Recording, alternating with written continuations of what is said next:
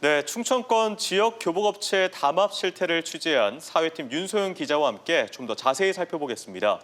윤 기자, 사실상 충청권 거의 모든 학교가 피해를 보고 있는 건데 어떻게 이렇게 견고한 카르텔이 유지될 수 있었던 걸까요? 네, 일단 너무 작은 학교가 아닌 이상 대부분 학교는 교육 정책에 따라 경쟁 입찰을 엽니다. 지역 교복 업체들이 서류를 내고 교복 품질이나 가격 면에서 뛰어난 업체가 선정되는 구조인데요. 이 문제는 이 경쟁 자체가 애초에 불가능한 상황이라는 겁니다.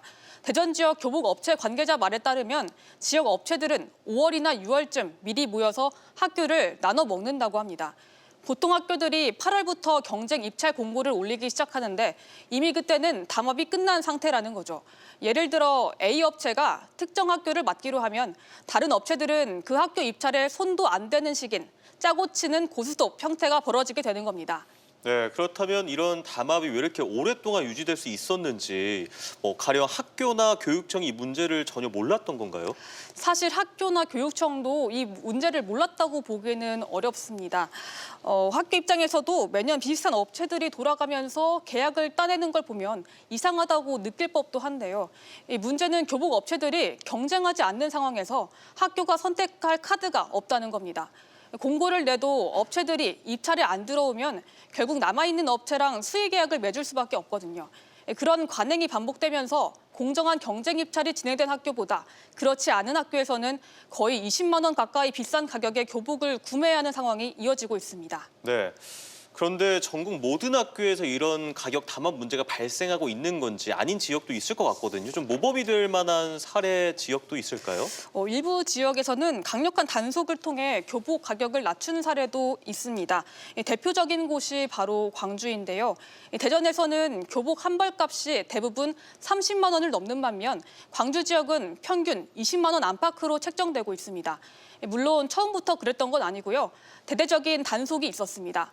실제로 2021년부터 약 3년 동안 광주 지역 중고등학교 147곳이 발주한 161억 원 규모의 교복 구매 입찰에서 일부 교복업체들이 담합을 벌인 사실이 적발돼 재판에 넘겨졌습니다. 그 결과 대리점주 29명이 공정거래법 위반 혐의로 최대 1,200만 원의 벌금형이 선고됐습니다.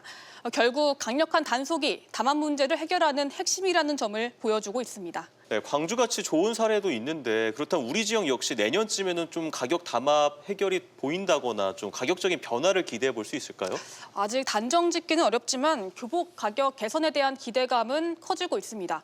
현재 공정거래위원회도 충청권의 교복 담합 정황을 인지하고 있고요. 또한 교육청 차원에서도 늦었지만 교복 업체 간 카르텔을 개선하겠다는 대책 마련에 분주한 모습입니다. 하지만 단속과 제도 개선만으로 담합이 완전히 사라질지는 미지수입니다. 교복 업체들이 새로운 방식으로 담합을 시도할 가능성도 있기 때문입니다. 따라서 내년 교복 가격이 실질적으로 낮아질지는 앞으로의 조사와 단속이 얼마나 효과적으로 이루어지느냐에 달려 있다고 볼 수 있겠습니다. 대전 MBC도 이후 과정을 면밀히 취재해 교복 가격이 정상화될 수 있도록 계속해서 살펴볼 계획입니다. 네, 여기까지 듣겠습니다. 지금까지 사회팀의 윤소영 기자였습니다. 수고하셨습니다.